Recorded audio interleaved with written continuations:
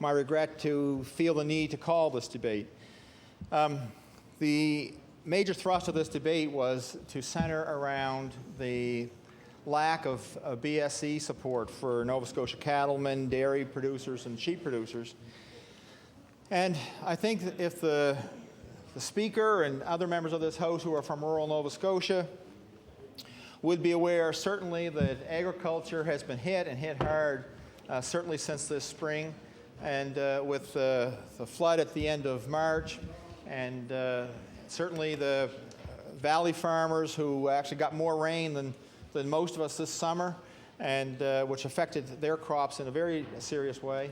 Then Hurricane Juan, who actually went through the area of my constituency and brought a lot of devastation, and actually the numbers are not good as far as the impact of that storm. And I can, relate to the members, the economic impact of BSE and as far as jobs and dollars and whatever for the members. But perhaps I won't go there. I want the members, particularly of the government side, and I want them to know that I envy them to be on the government side of the House, so that when disasters happen, you have some power. A few years ago, our former leader seemed to be chastised in the media and everywhere else, lusting for power. And I thought, what is there about this business of politics I don't understand? The Tories and Liberals are out there running for power. Why is it the New Democrats aren't supposed to do that? So I envy the members on the government side, because you have something I don't. You have power to do something in times of crisis. And I've seen crises happen after crises in this province, in particular with agriculture, and I've seen nothing come out of the government side. I've seen no leadership. I've seen no desire or no vision for agriculture from the government side. In terms of capital investment, Mr. Speaker, the only sector of Nova Scotia's economy that out-invests agriculture is the oil industry. That's the only sector. Agriculture outpaces every other sector in this province in terms of capital investment. If you look around this province, you look at the value of land and buildings, the infrastructure, you can't replace that overnight. And yet this government takes the view, if you can't make a living, you should get out of it.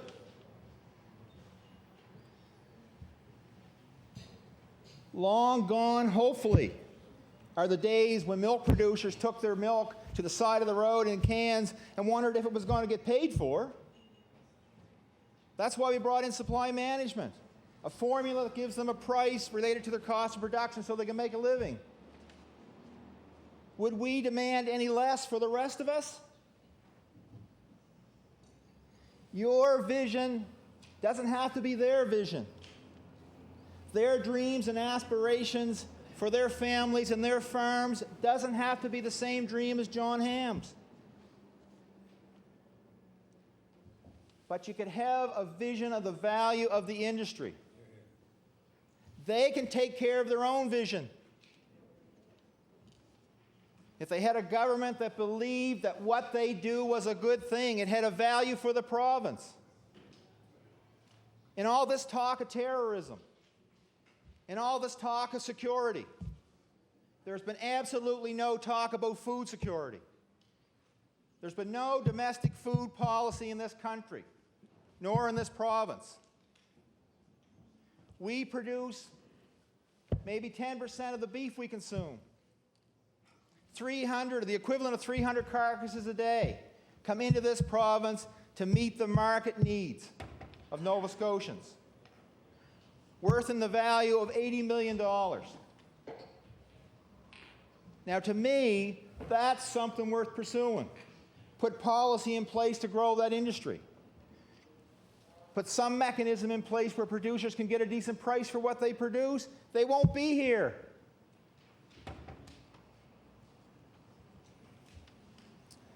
Agriculture does not get the attention it deserves. See the former minister sitting there. And that minister is now the Minister of Economic Development. And I'll bet he sees no connection between agriculture and economic development. I remember, I think it was last spring. Actually, no, it was probably longer ago because he wasn't the Minister of Agriculture at that point. I remember asking when he was Minister of Agriculture about the drop in the number of teachers in his constituency, actually in Cumberland and Pictou, and if he saw a connection between the investment in agriculture by this government and the fact that there was a reduction in teachers, which meant there was a reduction in students, which meant there were fewer young families in rural Nova Scotia. He said, I think that's a question for the Minister of Education. And that's a minister who's a farmer. We used to say, you need experienced people in government. Have a farmer for a Minister of Agriculture, you'll have someone who understands the industry. We haven't gotten it.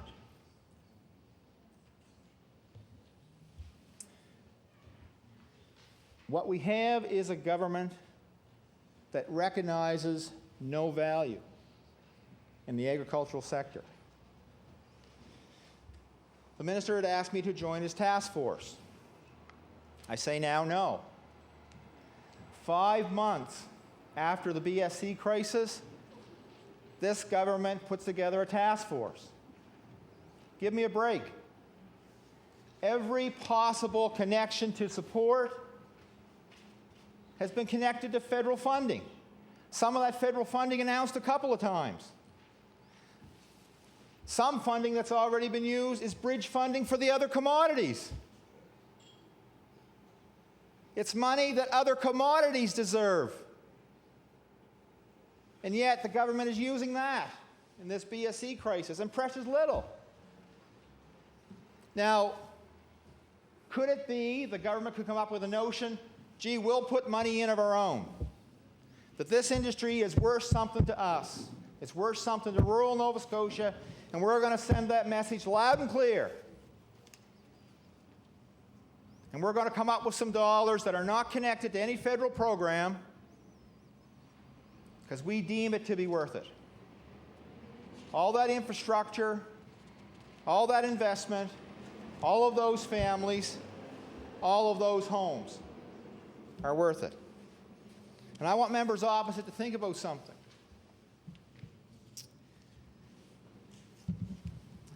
Farmers don't apply for EI. No retraining opportunities, and what they lose will be their home. Well, that's an awful price to pay for a struggle that's gone on for some commodities way too long.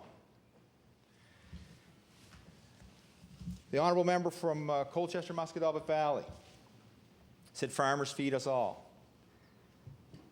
Well, I remember a number of years ago, I was a teacher. The members here may not know that.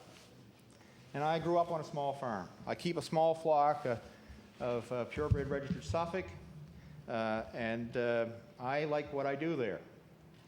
Matter of fact, it's a good oasis, away from the legislature on occasion. But I thought about what somebody told me, a neighbor of mine, that 3 jobs he thought of most value were farmers, teachers, and doctors. So I kind of felt good that I kind of touched on 2 of them. We have a doctor for a premier. And what he says goes, it seems to, in this province. And from a rural constituency.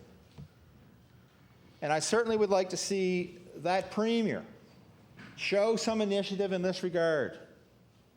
That actually, if he believes that agriculture in Pictou is worth something, then do it with dollars. He doesn't have to wait for any federal program.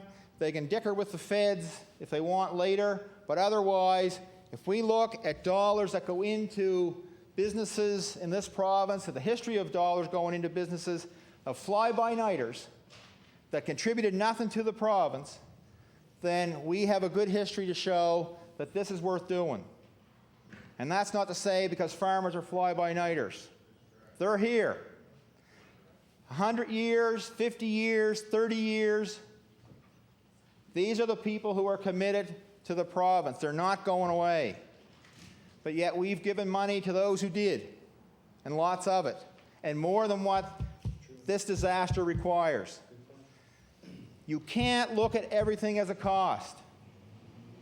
Some things are worth investing in, and agriculture is one of those things, Mr. Speaker.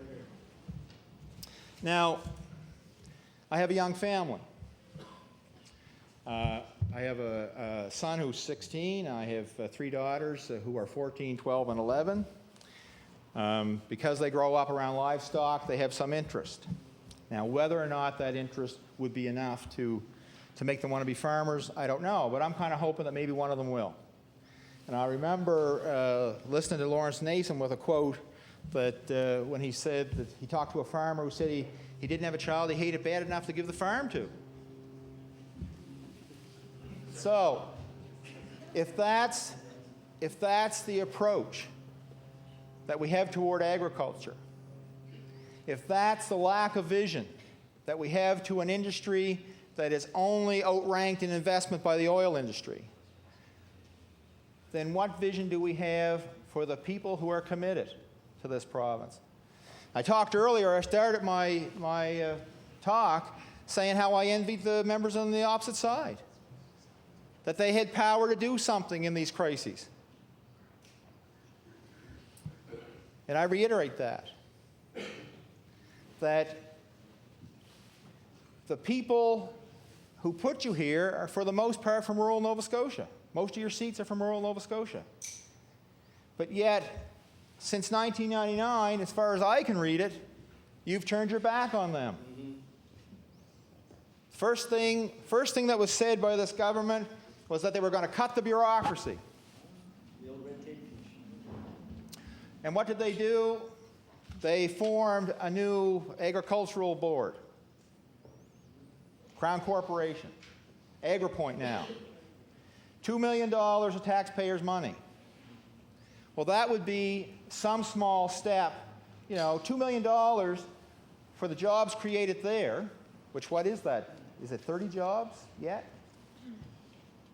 And we're looking at 900 jobs, maybe in the beef sector alone. Now, we see if you do the math, that what the Federation has figured out about $7 million for BSC recovery, and that's only if all the culls, et cetera, were gone to market between October and December, which isn't going to happen. So you probably are not going to use the $7 million, maybe not near it. But if you could make a commitment that you're interested in coming up with a program that is a homegrown program, a Nova Scotia-owned program that meets the needs as other provinces have done. The same as we talked about auto insurance, look at the models somewhere else. Other provinces have stepped up to the plate, and they've shown their commitment to their producers by coming up with a program that was their own to meet the needs where the federal program fell down. Now, I tried to get a hold of an application form for an interim payment, or at least the forms. I'm assuming it's more complicated than that. So here we are at the 2nd of October. The minister has said by the 31st of October that interim payments would be going out to producers. Well, they think they might have the application forms available online as early as Monday. So what are we looking at? The 6th, something like that, of October. So they're going to be processed and in people's hands, money will be in people's hands by the end of October. I don't think so. Matter of fact, this is a statement made by the new minister shortly after he went into office, And it would seem to me that that process would have been figured out long ago, since he was telling producers that that's what they were going to do for them. As of August 6, the total federal provincial BSC recovery paid out was $117,960. The average payment for slaughter steers and heifers was $490. There has been, as much as the minister has made the statement that there's been $2 million booked as the province's share, there's been almost nothing spent on the 60-40 division with the federal government. So is that money really committed? Is this province really committed? And can people actually get anything that's worth helping them? Because in a business in this province that's mostly cow-calf operations who sell feeders, that BSC recovery program was of no benefit. Order, please. The honourable member's time has expired. Thank you.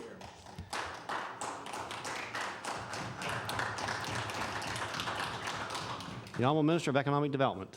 Thank you very much, Mr. Speaker, and it's my pleasure to rise here tonight on the emergency debate. And I expect to spend my 15 minutes talking about the facts. The election was several weeks ago and has ended. I would note that the Honourable Member opposite didn't even include agriculture in his platform, but our government certainly included agriculture in the platform. And I'm going to confine my remarks to talking about some realities out there. Mr. Speaker, I come from a rural community. I've spent much of my life farming. I've been involved in vegetable production. I've been involved in crop production, beef production, dairy production. And I'm proud of the time and the lessons I learned during that time. I'm also proud of the people, most of them in the gallery, who I call colleagues and friends, worked on different issues with farm organizations that I had the pleasure to be involved with them. And certainly during those years, there was problems with funding for agricultural programs, problems with funding stability on operating, and certainly there was situations and problems on capital and financing. But as an industry and government representatives of both, regardless of who was in power during those years, the members of the industry, I being one of the representatives in government, worked closely together to do the best to solve them. And were those solutions permanent? And were those solutions always enough money and satisfactory? Honestly, Mr. Speaker, no.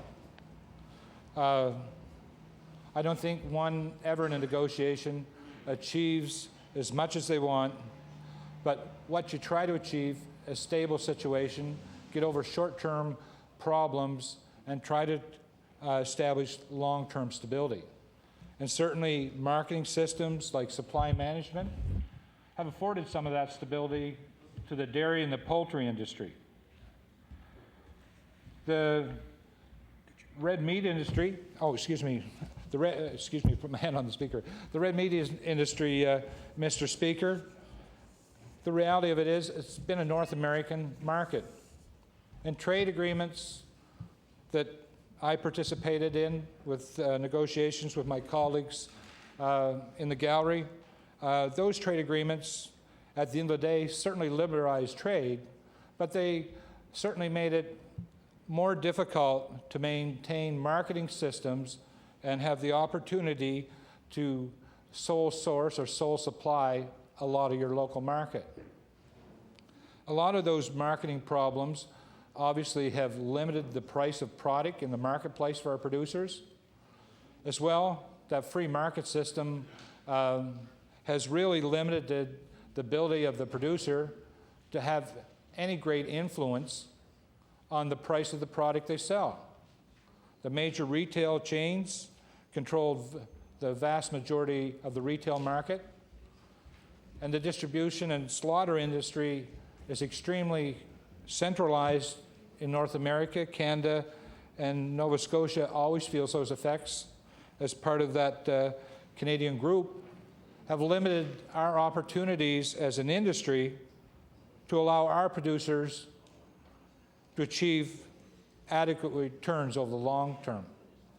So government, over the last number of years, and industry have negotiated and worked together to try to come up with income stabilization programs that can meet the needs of producers.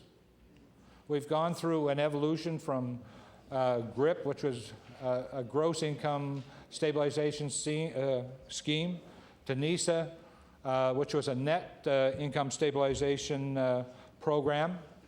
Through those negotiations, some producers have been able to use them effectively. But in our majorly mixed farming operations here in Nova Scotia, Mr. Speaker, they just simply have not been adequate. And certainly when I was minister responsible, and I know the current minister responsible strives to work on behalf of producers with the federal government to ensure that uniqueness and variation in Nova Scotia's makeup, that there's flexibility in programs.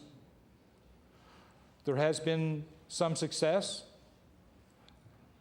but the recent round of negotiations leading up to the new APF that was signed, obviously, I think provides more money. It's an additional $3 million for income support for farmers per year over the length of the agreement. But what was not supplied readily to the provincial government and to the producers was definition and detail. I don't believe the producers are sure it's a better program. The dollars are better. There's no question about that. But if I'm a producer, the devil's in the detail, Mr. Speaker. I want to know the what-ifs, and if I'm in this circumstances, how does it affect me? The new programs that are out there to deal with the current crisis relating to BSE, the provincial government has been very supportive of the industry, and we've made commitments so that our dollars there are there to match the federal dollars. When you take the BSC recovery program, close to $590,000 have been expended in that program thus far. Not $180,000, $590,000 have been expended to producers in Nova Scotia. Those dollars are important. They're a stopgap in the crisis. Mr. Speaker, the attempt of the federal government, I'm sure, and certainly the provincial government, those dollars were meant, if cattle were slaughtered from the time the border was closed, at least there was some support payment there on slaughtered cattle to help cushion the blow. But the real initiative that will solve the BSE crisis and what the industry needs and wants, and certainly what this government has lobbied on their behalf, is for the federal government to negotiate the full opening of those borders, not only with USA, but the 20-some-odd countries that have also placed bans on Canadian exports. The magnitude of our industry now, clearly fully 60% of beef produced in this country is exported out of the country. 80% of that goes either as slaughtered beef or live cattle to the United States. The full opening of that market provides an opportunity for our producers to get back to normal long-term planning. This government is acutely aware, and the industry has certainly been very helpful in providing information that the majority of the producers in this province in that are mixed farms, but they're also cow-calf producers. This is not traditional grain country, Mr. Speaker, and my colleagues, I'm sure many in the House, don't realize that that's the true backbone of the $30 million beef industry here in this province, is the cow-calf industry. Now, the cow-calf industry, depending on your breeding cycle or how you're managing your cattle, normally the majority of them will be offered at feeder sales in late September and October. There's been one sale, Mr. Speaker, and it was a little more successful, I think. I won't get into quoting prices, but it was a little more successful because I think collectively government and producers were holding their breath. They wanted to see what cattle we're going to actually start to bring in the fall. Well, the government and producers certainly realize it's not the 5-year average, it's not the $1.20 odd cents average of last year is what's going to happen this year. The minister and his department have made available $2 million. And this bridge funding or interim funding will allow advance payments to our producers, cow-calf producers here in Nova Scotia, so they do not have to wait till they get their year-end returns or when their business year ends through the year to apply for those funds. I'm informed that those applications will be out next week, and those applications, once applied for, the minister's informed me personally, it's his intention that those payments, he wants them out by the end of October in the hands of producers. Again, that's part of the solution of finding those dollars. Is it enough, Mr. Speaker? No, I don't think it's enough at all. Other sources of income and support are going to have to be used and found. Along with the advance payment, there's $9.3 million in NISA accounts.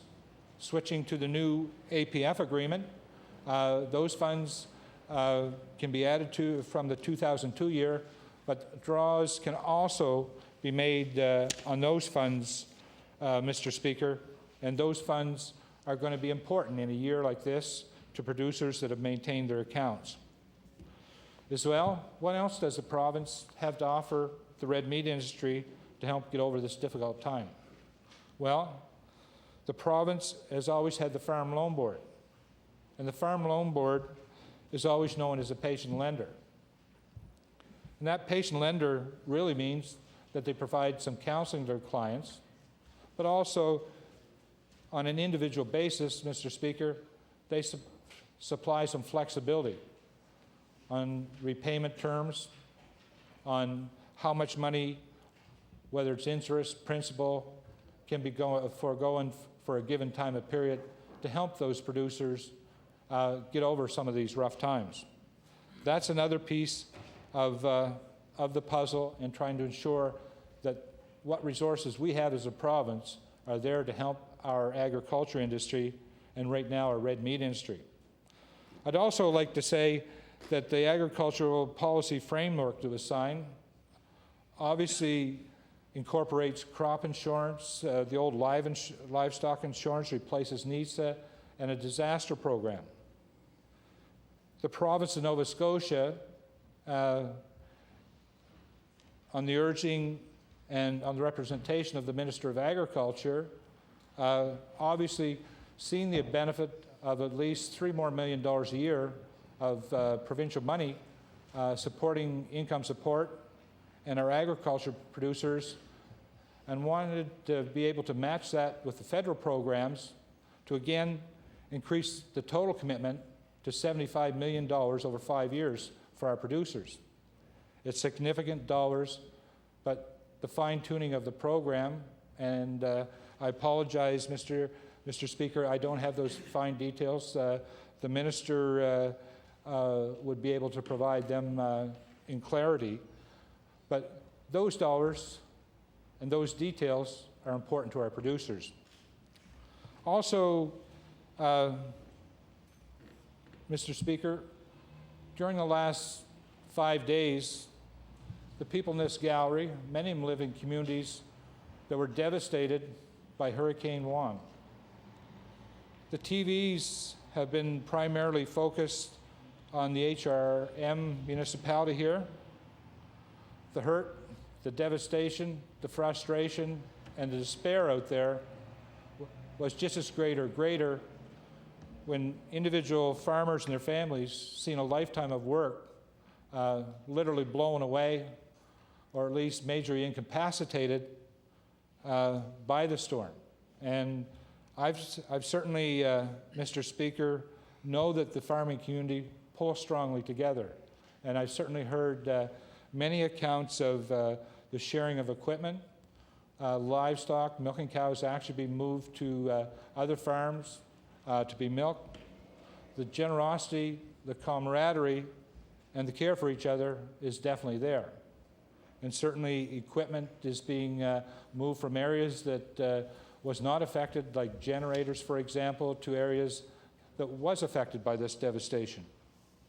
And on that front, Mr. Speaker, I want to quickly say before my time's up, I was certainly pleased that our Premier, the Honourable John Hamm, and myself had an opportunity 2 days past to meet with the Federal Minister for Emergency EMO and Disaster Relief, John McCallum, as well as Robert Thibault. And the issues that we discussed with them on behalf of the people gathered in the gallery tonight was trying to find ways that their situation could fit some type of disaster relief, and bringing to the attention of the federal government and receiving a commitment from those ministers that they would indeed look at the situation and continue to work with us, the province, to see if we can find some solutions. Order, please. In the very near term. Thank you. The minister's time has expired. The honourable member for Annapolis. Thank you, Mr. Speaker. I am pleased to speak to the resolution brought forth by the member from Hants East, who I know has been an advocate and a supporter of agriculture in Nova Scotia. I, too, was asked to sit on the BSE task force, and I accepted that invitation, not because I believe it will find a solution to the immediate need facing farmers, but I do believe, as an elected official, somebody who asked to be part of finding solutions that work for Nova Scotians, that I have a responsibility to try to find and work towards any resolution, whether how dim it may seem. This debate really should be on agriculture as a whole, Mr. Speaker. There's a quote that I want to read to you. "Burn down your cities and leave our farms, and your cities will spring up again as if by magic. But destroy our farms and the grass will grow in the streets of every city in the country." I think that hurricane has brought home to all of us the importance of access to food. If one asks a child who lives in a city where food comes from, he might say a grocery store. Ask a child from a rural area, and they know it comes from a farm. Nova Scotians need access to a stable food supply that is in close proximity to our towns and cities. Without that, the Nova Scotians are at the mercy of distant suppliers. In times of national or local emergency, those distant suppliers are less likely to consider the small Nova Scotian market as important. Farmers in Nova Scotia rely on our market as well as export markets. Thousands of litres of milk were destroyed over the last few days in stores across Halifax. When power is restored, local milk products will restock shelves sooner rather than later. Fresh produce will be available from the fall harvest, and local meat should be restocking our shelves. At least, that's what we relied on in the past. Now we find our agricultural producers being hurt by the hurricane, in addition to the crisis caused by the drought, flood, and the BSE. The industry has put forth a plan to the government, to the minister. The response has been, let's wait for Ottawa and the Canadian Agriculture Income Stabilization Program to take effect, CAS, as is better known. If this program works, Mr. Speaker, it will be too little, too late. Mr. Speaker, this is an insurance plan and nothing short. And where are many of the farmers going to find any money to put into this program to cover the premiums when they are already going broke? For some sectors to access this program, they will have to suffer losses greater than 70%. Mr. Speaker, this is simply not good enough. Where is the required leadership by the province of Nova Scotia? The BSE recovery program needs to be extended. Farmers believe in mutual aid and paying their own way, but in times of crisis, government has an obligation to recognize farmers for the contribution they make to the safe and reliable food supply. What has this government done to help farmers in need? Very little, Mr. Speaker. Instead of a made in Nova Scotia solution, this government always waits for Ottawa. Since 1999, the Nova Scotia government has shown a total disregard for the agricultural community. They've merged the Department of Agriculture with the Department of Fisheries. They've cut $20 million out of the agricultural budget. They eliminated the production and technology branch and passed those expenses on to the farmer, Mr. Speaker. Instead of a made in Nova Scotia solution, this government always waits for Ottawa. Well, Mr. Speaker, Ottawa has an obligation, but this province cannot and must not continue an unhealthy reliance on the federal government. The government of this day has shown nothing but disdain for agriculture. The province has ignored the agriculture community, and the province has ignored beef producers. Beef producers have been asking for this issue to be a priority since May of this year. For some reason, the government has ignored them. The Tories thought they could win an election and get a majority, and they could continue to ignore this issue. The voters gave them a surprise, and farmers in rural Nova Scotia will give them a surprise in the next election if indeed this issue is not addressed. I will make a prediction. If the government fails to address the needs of farmers after the next election, there will be no Conservative government. The family farm is in jeopardy, and this government ignores it at its peril. I pledge that our party will ensure the future of the family farm, but we cannot guarantee the future of the government. Each member across the way should listen closely. I believe your political futures are at stake. So, Mr. Speaker, the government has had 5 months to come to make up a solution to this, but they have failed. We need a made in Nova Scotia solution. Their answer continues to be, let's wait for Ottawa. Today, the Premier was asked to look closely at the needs farmers, yet he still ignored them. It's not enough to go to Ottawa. The Premier and the Minister have to work on a solution that will assist Nova Scotia beef producers now. Mr. Speaker, it's not just beef that is hurting. Pork producers continue to receive low prices. The dairy industry, sheep producers, the family farm must survive, Mr. Speaker. Farm supplies our urban area, and our urban area are dependent on farms. Our future is linked to the family farm. Beef producers have been hoping that a program to assist the cow-calf industry would already be in place by the provincial government.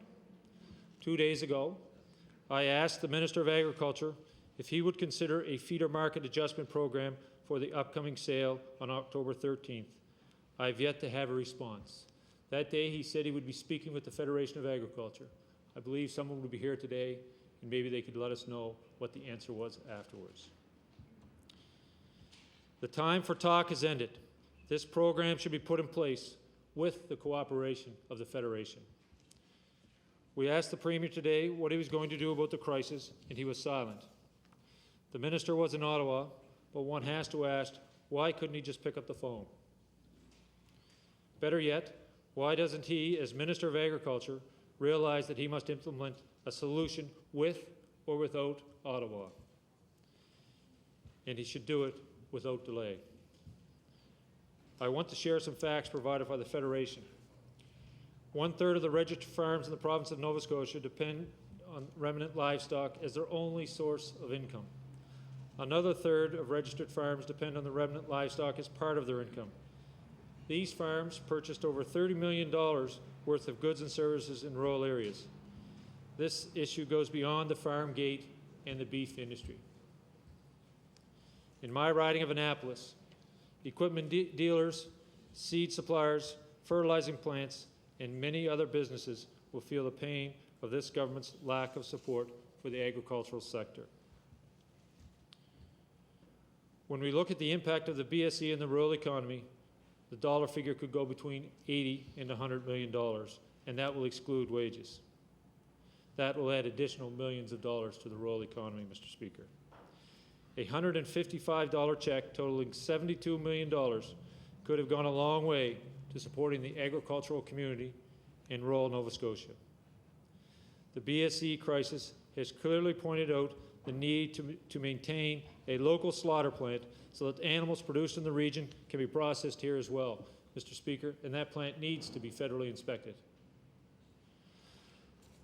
So let's first act to save those farms at risk, and then look at the long-term solution so our local producers can provide for more and more of the local market. Let us prevent the next crisis by planning for tomorrow. Let's ensure there is a rapid response from the Department of Agriculture when the next crisis hits, and not 6 months later and still waiting. Mr. Speaker, that's why in the last election, we put in place an agriculture emergency management officer for situations just like this. In closing, Mr. Speaker, I want to say, if we can find $155 totaling $72 million, if we can afford a 10% tax cut, it'll take $147 million out of the economy of Nova Scotia. Surely to God, Mr. Speaker, we can find $7 million to save the beef industry in Nova Scotia, to save the rural economy of Nova Scotia, Mr. Speaker. Thank you.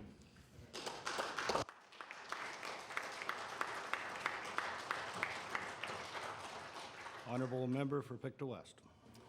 Thank you, Mr. Speaker, and it's certainly a privilege to me to be able to rise here this evening and talk on this very important agricultural issue and the importance of farming to our rural Nova Scotia economy.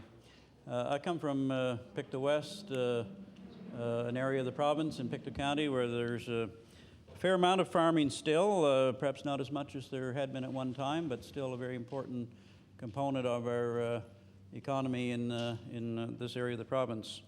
Certainly a number of beef farms, dairy, chicken and egg, strawberry and vegetable and fruit, a little bit of fur farming and greenhouse operations, and just a good variety of mixed farming.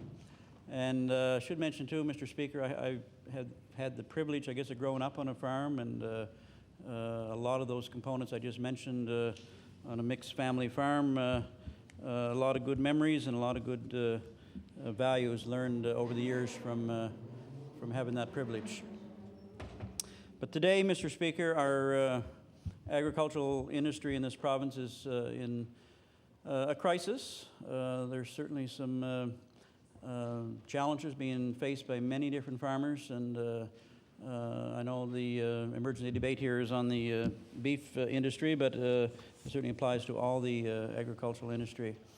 And just this week, I had a farmer in my constituency call me, and really almost in tears. He's facing a real serious problem. He's a beef farmer with 200 head of cattle, and just can't afford to pay his bills. He's got mounting collection of bills on his doorstep, and I said, I'd like to perhaps sit down and meet with you. Where can I meet you? And well, just let me know when you're coming. I'm just sort of trying to hide from my banker right now because I don't want to let him know where I'm at. But it's serious. He's got power bills, phone bills, equipment bills, gasoline, fencing, baling costs from the summer hay season, and so on. And he's typical of many beef farmers out there that are just find this very, very serious. And Mr. Speaker, it certainly is a very serious issue. Not just because of this, I guess, final straw that's broke the camel's back here on this BSE issue, but there's been just a whole series of problems that have come along that added up is making it very tough. We had the floods in the spring. A few years ago, we had a major drought. Ever increasing cost, as I just mentioned with the farmer in my riding. Just a whole series of issues, and then just this past weekend, of course, we had the hurricane, which threw an extra blow onto many farmers. There's a lot of damage out there caused by this hurricane. Equipment damage. There's a lot of corn crops that are leveled. Certainly structural damage to barns and outbuildings, and it's just one more kick at the farmer in our province. But I think, in particular, we have a number of beef farmers here with us this evening, and I know there's a number also downstairs in the lobby. And I know, Mr. Speaker, we have fire marshal regulations here in our building, but in many ways it seems a shame that we have a number of guests down in the lobby downstairs, and I see a lot of empty seats up in the West Gallery. But I guess they're monitoring us on the television set down there. Farmers have a history of being self-sufficient and trying to help themselves, and certainly have organized themselves into the Federation of Agriculture and various commodity groups, and in each county come together and try to help and try to support one another. And just recently, I guess during this past election campaign, I had the opportunity to attend the beef barbecue, which I know, Mr. Speaker, you were able to attend, and also the Premier in Alma in Pictou County. And it was an opportunity to meet with several producers and farmers and talk about some of the problems in the industry. And more recently, I guess the same thing happened in Colchester County at the rally that was held in Murray Siding at the cattle market sale earlier this month, and tremendous turnout. I think there's over 500 producers or family farm members and friends that were there to show their support for the beef industry in this province, and a lot of speakers from various commodity groups, and again expressed their frustration and their concern with the, I guess, just the lack of support that they feel that they're getting at this time from government. Certainly, they were looking to talk to the minister at that time, but I guess he was not able to attend. And that's true here tonight. It would have been nice in this emergency debate to have our Minister of Agriculture here to hear the concerns of farmers directly firsthand. I want to take a minute, Mr. Speaker, talk about this BSE crisis that started, I guess, with just one cow in one province in the province of Alberta, and it spread quickly, I guess, around the world as a concern, and Canadian beef exports were blocked, and it's dramatically affected the whole country. Somewhere I saw the estimate, it was probably $1 billion of sales had been lost across this country because of this disease from just the one cow in the province. And the federal government has started an initiative, I guess it was called the Agricultural Policy Framework, to try to bring some relief or help to farmers. And provinces have come on side right across the country, as well as the territories. And I do have, Mr. Speaker, a pamphlet here that explains the program, but it looks like it's very complicated, and I think that's part of the difficulty and why it perhaps is not meeting the needs of our producers at this time. But this pamphlet is called Agri-Info and put out by the Federal Department of Agriculture. But there's a rather complicated system for the farmer to be able to draw down the money that he needs. And there's 3 tiers of cost sharing. There's a reference margin. If it declines below 70%, then it's considered an income disaster, and there's various levels of assistance that kicks in at different points. But basically, I'm sure it's been difficult for farmers to figure out just how to apply for the assistance, and in the end, I don't know if it's going to provide a whole lot of extra help to producers. Many provinces across the country have actually, though, kicked in extra money to help their farmers or their beef producers in those provinces. I want to just give you a couple examples of what other governments have done, and perhaps with an ear that this government might consider something made in Nova Scotia that could be wrapped around this federal program in addition to what's being offered. But as an example, in the province of Manitoba, they have well, I guess first of all, they had some fundraising efforts put forth by the communities in the farming areas of the province, that people come in and help their own to get over this hurdle. But as a province, the government there put in extra over and above the agricultural policy framework that was offered through the federal program. One item that they come up with was a low-interest loan, $100 million in low-interest loans to help producers with cash flow challenges, and the low-interest rate is applicable for 2 years. They had another program of $12 million to help producers with the added expense of shipping hay and straw. There was a slaughter deficiency program, $10 million in funding for producers faced with depressed slaughter prices, and that comes into effect, I guess, after August 31st. But anyway, they did some extra things over and above the CASE program offered through the federal government.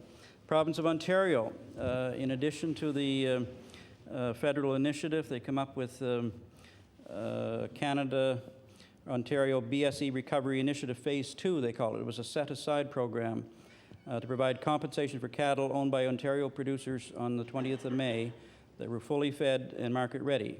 And if the producers were willing to set aside their cattle, keep them from going to market for a period of 8 weeks, they were able to get an extra funding for each cow or calf kept out of the killing process. And they also come up with a Phase 3 slaughter component for veal calves and market-ready cattle. But again, programs over and above the federal program that made in that province. The province of Saskatchewan, the premier there, Lorne Calvert, said that he would not stand by and let Saskatchewan producers go under.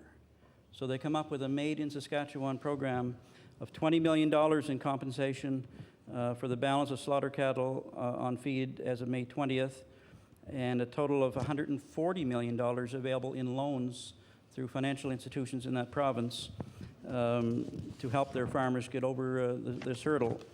They had a program called a BSE Backgrounder Cash Advance Program. I think that's similar to the holdback or the set-aside program in Manitoba for older cattle, I think over 4 years old. They had a BSE breeding stock loan guarantee program, and finally a calf cash advance guarantee program. So a variety of initiatives put forward by that government to help their farmers, their beef farmers in Saskatchewan. And finally, in the province of Alberta, again, the programs there that over and above the federal program, the CASE program, they had a $65 million fed cattle competitive bid program, $10 million in changes to the Alberta Disaster Assistance Loan Program and the Alberta Development Loan Program. And finally, a $4 million stranded beef export container initiative. I believe that was for beef that was already in transit and was held up at the border, and would give extra assistance or some compensation to the farmer that had his beef in the system. So as I mentioned, Mr. Speaker, these are all made in those individual provinces over and above the federal program. And I'm just wondering if our minister here and the department could look at some of those programs and offer extra assistance for our producers here. They're hurting, they're crying, they're in need of help. Just a couple other suggestions too in relation to other things that might help. I was traveling in the former minister's riding in Colchester, or in Cumberland North. I saw a big sign out there just near the Trans-Canada Highway, buy local Nova Scotia beef, or support Nova Scotia farmers. A few signs here and there might just help to bring more attention to the beef industry and help people buy locally. Why not? I don't think it's that big a cost. I had one farmer suggest to me that, he gets a break on his land on property tax assessment, but could he get a break maybe right now, at least temporarily, on his farm buildings? Some type of initiative that would allow him to pay less here right now, because that's another bill that he has, is his property tax assessment. Buy local. Some of us here today enjoyed a fine meal in our cafeteria. It was a beef meal. I don't know where that beef came from. Hopefully it was locally produced here in Nova Scotia, but There's many of our institutions as well throughout the province. There's schools and jails and hospitals and so on. Why couldn't we be using local beef in our local institutions? I guess basically we just need to, as the member from Hans East had said earlier, give a more serious look at our whole agricultural industry and have a vision for Nova Scotia agriculture. And as mentioned earlier, I think having a separate Department of Agriculture, again, would show to our farmers in this province that we're serious about giving some real input and real attention to the farmer. And because farming affects not just the farmer and the farm family, it affects all our rural communities and the whole economy, really, of this province. So let's get serious and help our farmers, and that helps our province. Thank you, Mr. Speaker.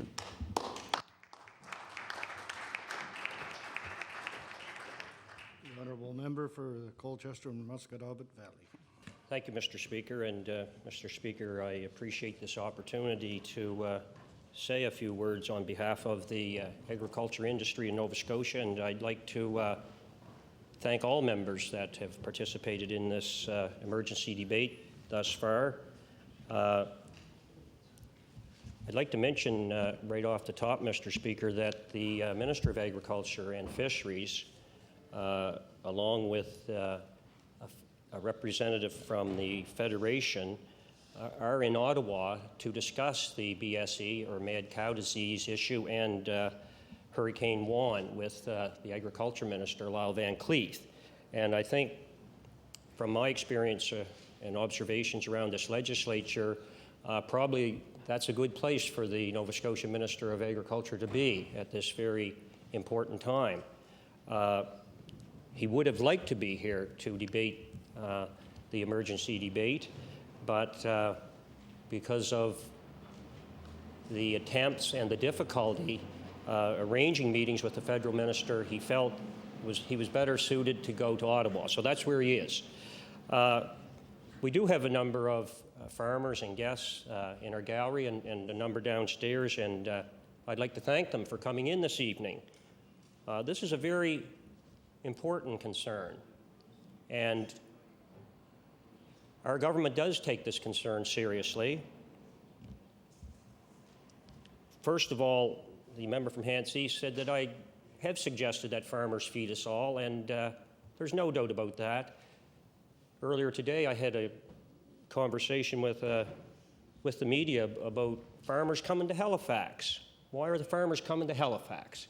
Well, the fact of the matter is the farmers are coming to Halifax, Madam Speaker, because they're very concerned. And I think it's important that they have come to Halifax because there's an opportunity to educate and to inform politicians of all political stripes about this very, very serious concern. Farmers not too long ago had to deal with the drought. They've had to deal with flooding, and I see folks here from the Upper Stewiacke area and from the Valley that have had to deal with the flooding concern. Farmers have had to deal with the mad cow, and now the hurricane. And the industry has faced challenge after challenge. And in that context, since September 16th, the rally that was held up in Murray Siding, and I was pleased to attend, Madam Speaker, and I know the member for Cumberland South, the Speaker in this legislature, also attended the meeting, and as did several members from caucuses opposite. And I want to tell you that the rally raised agriculture awareness, and some will say, well, why did we have to raise agriculture awareness? Well, the fact of the matter is, a lot of politicians, and Nova Scotians, in fact, don't realize that the cows aren't tied out behind the supermarkets. That's not where the meat comes from. That's not where the milk comes from. That's not where the poultry comes from. That's not where the agriculture products come from. It comes from the farmers that are in this gallery this evening. That's where the products come from. So it's very important that the farmers come to Halifax. I know there's many things you'd sooner be doing, but the fact of the matter is you have to inform and you have to educate the politicians. And I know Colchester County, and there's representatives here this evening, presidents from the county federations, and members of the Nova Scotia Federation of Agriculture, and members of the farming community that have worked very, very hard in their own right and in their own way to elevate and amplify this concern.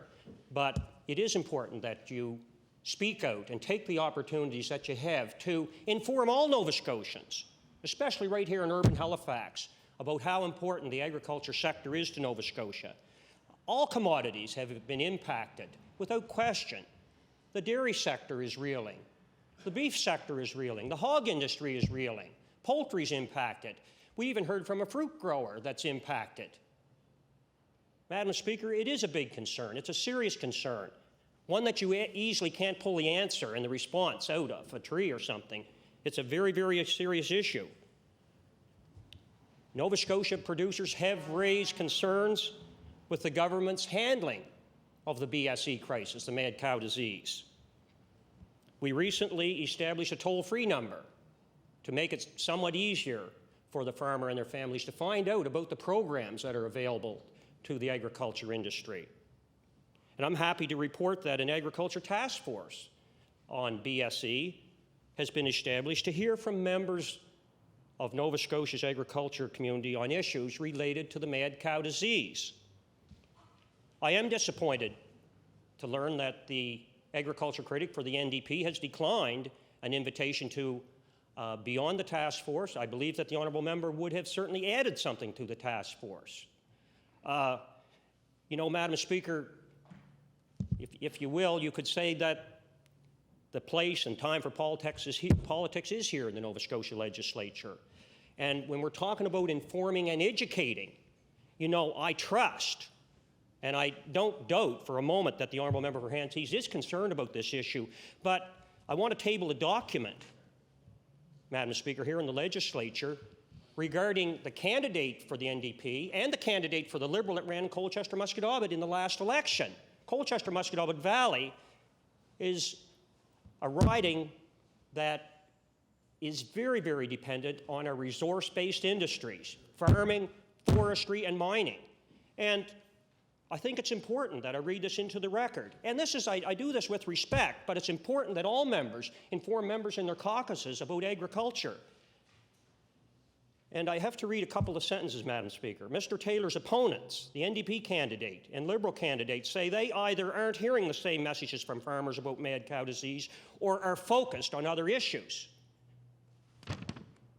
Ms. Belcher said her focus in the election is on provincial programs. Ms. Barnhill, the Liberal, seemed surprised Wednesday to hear mad cow is an election issue. Well, the fact of the matter is it has been a problem, as the member from Hants East has said, since May. And I think by forming this task force, we're taking a step in the right direction. After all, the Federation of Agriculture requested that a task force be formed. So we're complying with the Federation's request.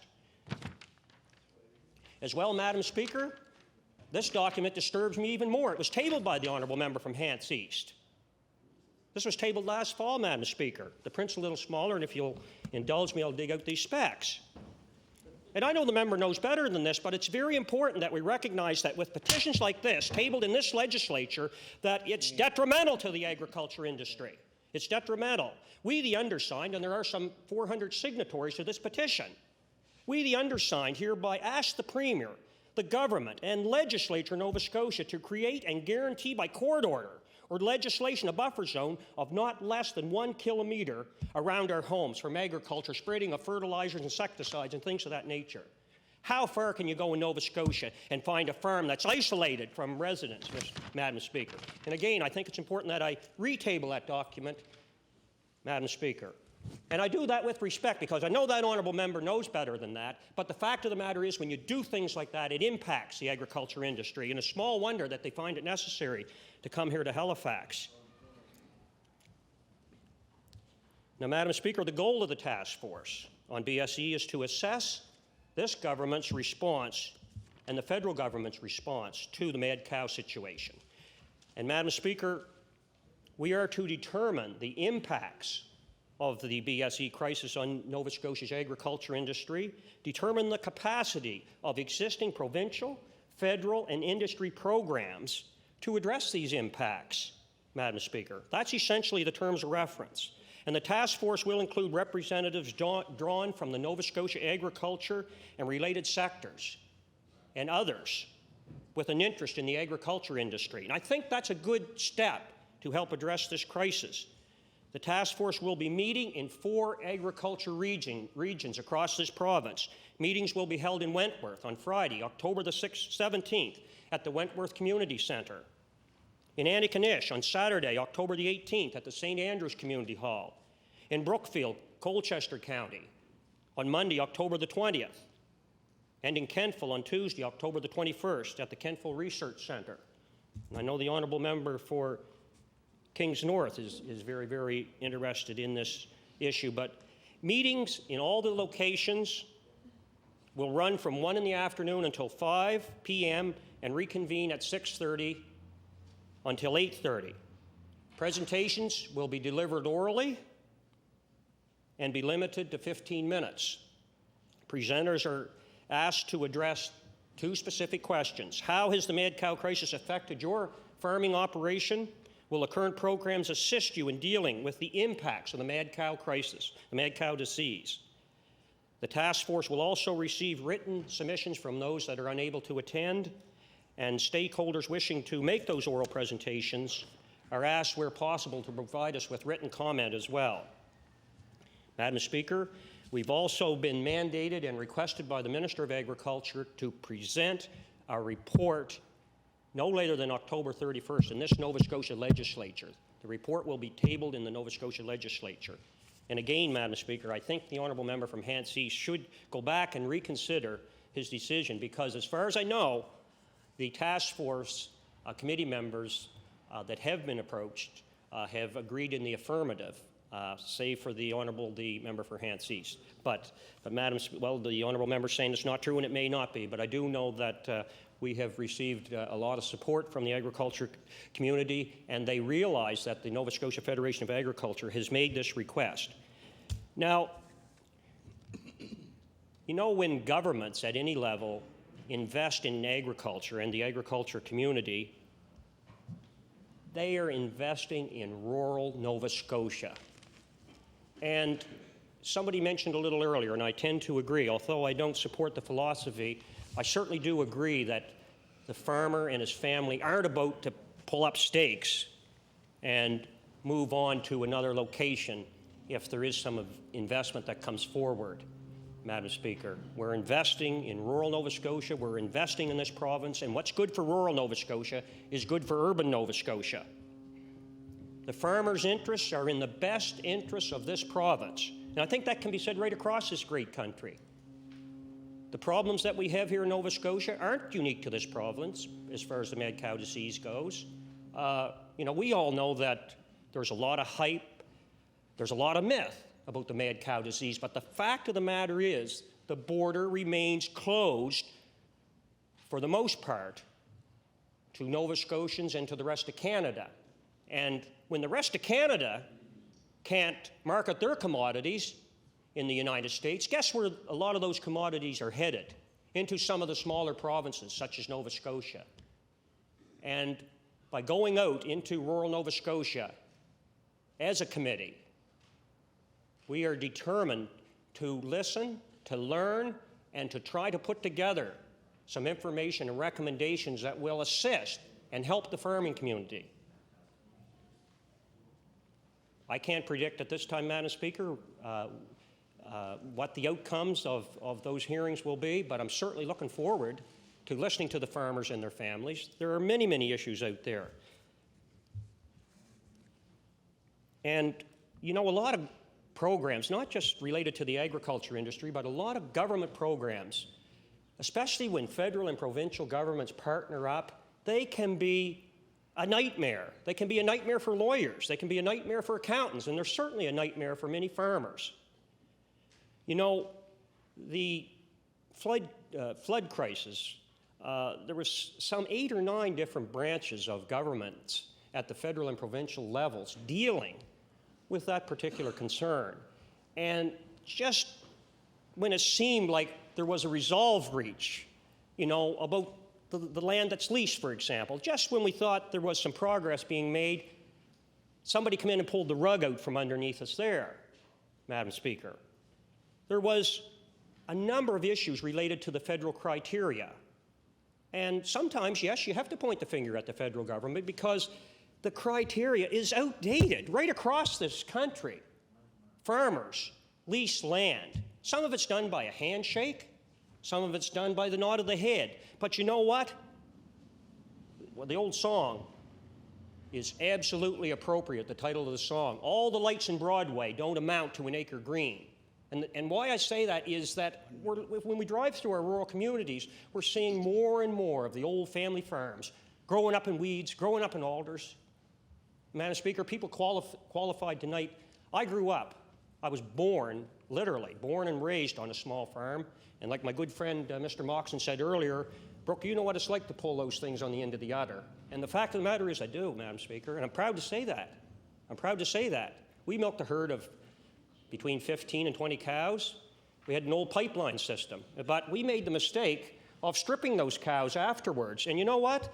The darn things used to hold their milk up because they'd sooner be milked by hand than milked by that old vacuum milker that we had, Madam Speaker. But that doesn't qualify me or certify me in any way, shape, or form. I've got to listen to the people that are here. Industry's changed. Technology has certainly changed. Remember the old milk cans we used to pull out? Well, they changed the bulk system. That was a big, expensive undertaking. But let's not forget, in closing, Madam Speaker, that farmers feed us all. Let's hang on to this. Order, please. Thank you. From the Honourable Member from Colchester, Muscat-Albert Valley.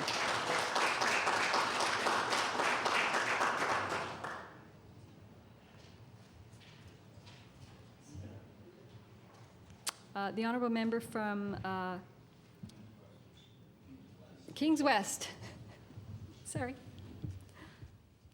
Madam Speaker, members of the House, it is certainly very, very pleasing to speak on this issue this evening. It is one that very, very near to me, as the constituents, of course, of Kings West and indeed Kings County in the Annapolis Valley. The BSE has had an enormous impact on our area. In fact, perhaps in many ways, my presence here this evening is in fact due to the fact that I took considerable time to talk with farmers in the pre-election and during the election period. Because certainly they have felt very much without a voice here for the past 4 years. And in going door to door and talking with farmers, I was able to learn firsthand of the impact of the BSE, but also perhaps what is going on generally in agriculture here in the province. In fact, one of my first duties as an MLA was to follow up on a commitment to meet with pork producers. I know that's not the debate here tonight, but it is somewhat, I guess, quite, you can draw the parallel that it shows the crisis that is here and ever growing. Because on that evening when we had a meeting, which I was pleased the member from Kings North also attended, it certainly brought home the reality of how much farmers are hurting here in this province. When you had what was to be just a little local meeting of 7 or 8 pork producers, and they came from Concession to Truro to attend this meeting. And I think that certainly tells us that their voice is not being well represented here. In many respects, BSE will be the final blow for a number of farmers here in Nova Scotia. They are certainly at the point now where they, if they don't receive help, will not be able to continue. And certainly from my experience in talking to farmers in the Kings West riding, I would have to say those that remain are the best, the brightest, and the hardest working that you would find. The industry has now whittled down to those who can survive. And in my view, we have to move quickly on this particular issue. We have certainly need to move beyond the cause. We need to move beyond the science of how one cow was detected and how that happened to looking at the real need, and that is the farmers here in the province. The rural economy of our province will receive an immense blow if we continue to lose our cattle producers and any of our farmers. I know that when I spoke to farmers and in debate with the other candidates during the last election, certainly the farmers and everybody seemed to be pleased that our government was offering a pledge to have an agricultural emergency officer in place. And what a time it would be now to have such a person here in the province. The rural economy certainly benefits in a very, very big way from agriculture. And rural development needs to be perhaps drawn in as the bigger picture here. When I was asked about rural development, the very first response was, will that mean another call center brought to Berwick or Aylesford or Kingston? And my response with an adult lifetime in Kings West was that no. I feel that farming is the heart and soul of rural development in this province, and we are sadly neglecting it. When you have a sector that provides $82 million, when we're talking about the impacts here on the retail industry, $82 million is a considerable industry. 900 full-time equivalent jobs. And at this point in time, where the response has basically been, look to the federal government. The federal aid package, the APF for disaster relief. The province has provided a small amount of provincial aid, and now we face a task force. A task force may in fact be just a way to deflect getting at the real heart of providing farmers some immediate relief. And I know that is the worry of several people. One of the most prominent producers in the province who has decided not to go on that committee. Will it be just more airtime when they need something substantial? What will this government have to say to a farmer like Mike Horsnell in just farming north of Aylesford, whose operation is 75% beef, 25% apple industry? This summer, he was the beneficiary of raising a very, very fine cattle that he took to the Lawrencetown exhibition, where he received slightly over $4 a pound for that particular beef. That was the sum and substance of his income for this summer, because otherwise it was at about 60 cents that he was being paid for what he had put more than a year of work into his livelihood.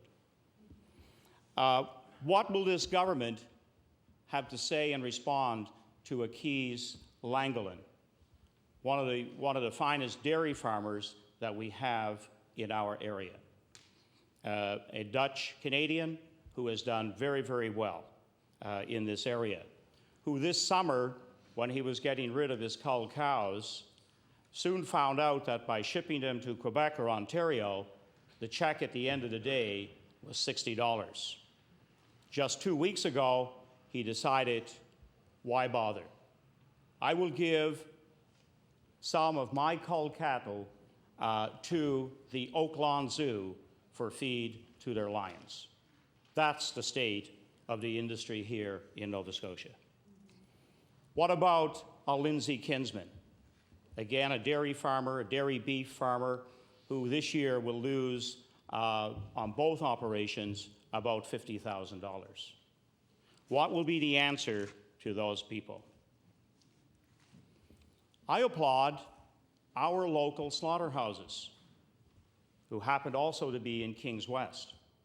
O.H. Armstrong, Bowlby Meats, who on 3 occasions in recent weeks offered the highest price for beef, not locally, not in Nova Scotia, but in Canada. That's how they responded. Again, local people helping out. No sign of government on their doorstep. In fact, in conjunction with a local farmer, I met with Robert Thibault, Mr. Nason, who I believe is here tonight, and a couple of the local farmers to look at the possibility of a federal inspected plant for O.H. Armstrong's. That will provide additional slaughter capacity, and again, a support and an aid to the local beef industry here in Nova Scotia. This is, again, an initiative taken on by local farmers, local people concerned about the state of the industry. In the long term, this kind of initiative will mean that more can be processed locally, but it also gives the possibility of moving from that plant to other plants for finishing, like the Eastern Meats plant here in the Dartmouth area.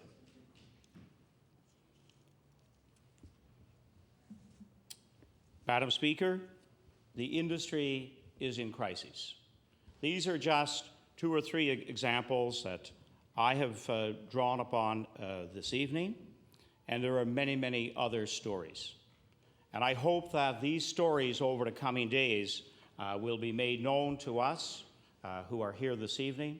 I know I was pleased to see the Premier here for part of the debate this evening, and hopefully the effort made in this emergency debate will not be lost on the opposition.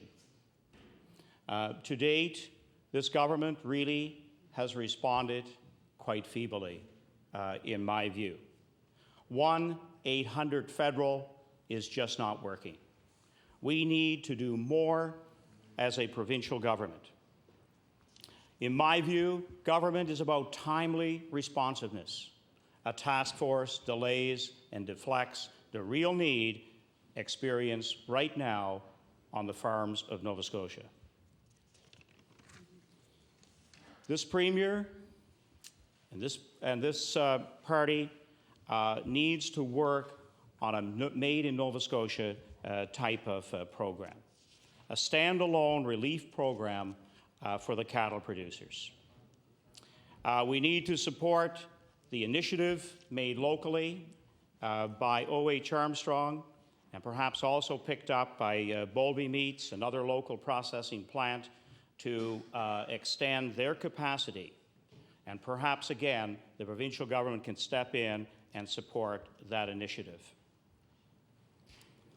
I feel that we have a great opportunity here to look within the province for part of the solution. How many of our government-run institutions never look at the possibility nor explore the possibility for using local Nova Scotia beef? That would be, again, another initiative that we should be taking a look at.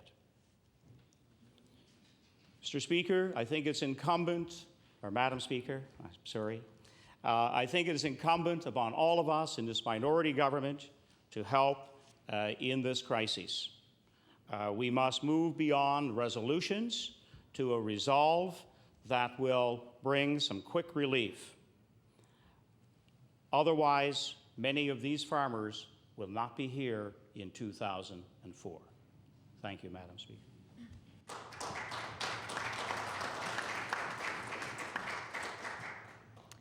The honourable member from Cole Harbour Eastern Passage.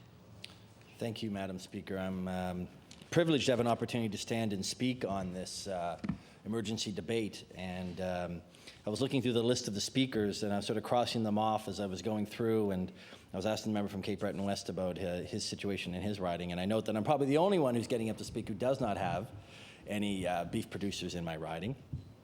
But I think that is still a relevant point, because this is something that affects all Nova Scotians. It's not just rural Nova Scotia, it's urban Nova Scotia that's impacted by this crisis as well. And I was asking someone outside there today, I said, well, I have to speak on this, and I don't have cattle farmers, cattle producers in my riding, and they said, well, you come from Cow Bay, that must give you some credibility on the issue. And then I thought to myself, well, my last name's DeVoe, so that in French means calf, but in all honesty, in all seriousness, this is a serious issue, and it's one in which Nova Scotians, whether they live in a city, in a town, or in a rural setting, know that this is a crisis that is going to impact on all of them. Because I may not have cattle producers in my riding, but I have people who may work at one of the refineries in my area. They may work in Burnside, in a machine shop, or what have you. And in those locations as well, they are going to be directly or indirectly impacted by this as well.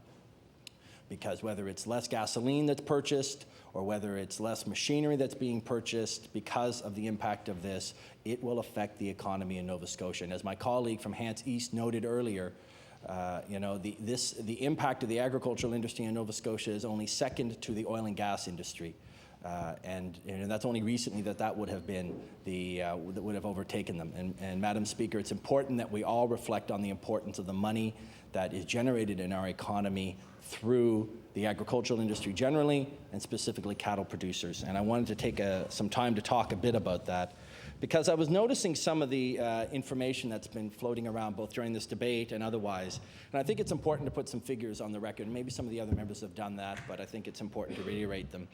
I was reading something that I'm going to table a little later from the Federation of Agriculture, noting that $30 million a year in direct money into rural economy comes from the cattle industry. And that's a lot of money.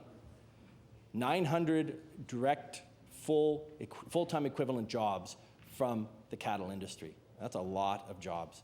I think about the jobs in my riding, or the refinery and the old refinery I had in my riding, it wouldn't come close to 900 jobs. And the amount that's being generated through the cattle industry is an important component of our economy, and one we can't forget. $82 million a year in direct and indirect money into the economy from the cattle industry. That's a lot of money, and another $11 million in salaries. So it's over $100 million that's being put into the economy through the cattle industry, and that's probably a conservative number. And from that, because of this BSE crisis, Madam Speaker, we're talking a $50 million direct hit to that industry, and that's a $50 million direct and indirect hit to the province of Nova Scotia. And as I said, that isn't just affecting the people in Colchester, Musquodoboit Valley, though I'm sure it is directly impacting them, or the people in Hants East, or the people in Kings West, but it's affecting all Nova Scotians. And it's one that we must take the time to talk about and address, so that Nova Scotians know that this government is treating it seriously and is taking the time to try and address it. And I must say, a task force, which a member from Colchester, Musquodoboit Valley seems to be talking about, just seems like more chit-chat. Just seems like more stalling, when what people need is action. And action must come now, not in a few months. And I want to talk about that in a few minutes as well. But I think it's important to also note that, and I've seen this from this government in other ways. And it's funny, because governments are elected and people sometimes want them to lead, sometimes want them to do what they want. But I would say in the case of this, in a crisis, people want a government to lead. And what I have seen, whether it's agriculture or fisheries or other areas, this government, since it was elected in 1999, Madam Speaker, does not lead. When a federal government comes on with a program, they will say, fine, if you're willing to pony up the money, federal government, we'll agree to it. We may throw in a few pennies here and there in order to do our part, matching fund, or we do 10%, you do 90%, or whatever, Madam Speaker. But the fact is government does not show leadership by recognizing, and I'll talk specifically about this industry is different than it is in other provinces. There's a difference in our industry. And for example, when they open the border to the US, they open it to a certain type of meat, cut of meat, and a certain age of the animal, and that does not cover a lot of the industry in this province. Yet the program that's being addressed, Mr. Speaker, does not necessarily, from the federal government, meet the needs of the farmers, of the cattle producers in Nova Scotia. And as a result, we're trying to put a square peg in a round hole. And the federal government, of course, is trying to do a program for the entire country, so they have to devise one for that. But I'll also give some specific examples of other provinces that have said, thank you for giving us this funding, but you know what? We're going to take that square peg and we're going to make it round, because for our province, we've got to make it fit for our farmers, our agriculture industry, our cattle producers. That's what they did. Yet this province, this government decided they weren't going to do that. We'll set up some task force that maybe we'll talk about a little bit of it, but not all the issues that are out there. And as a result, we'll just keep talking and no action will occur. And Mr. Speaker, that's not what they need. They need that round peg in the round hole that will ensure that in Nova Scotia, the farmers get what they need. Mr. Speaker, I do want to say, I've referred a couple of times to it, and I do want to note it. It's a letter of September 2nd, 2003. A copy was sent to our critic for Fisheries and Agriculture, the member for Hants East. It was a letter to the Honourable Minister of Agriculture and Fisheries from the Nova Scotia Federation of Agriculture, and I do want to quote a couple of things from it.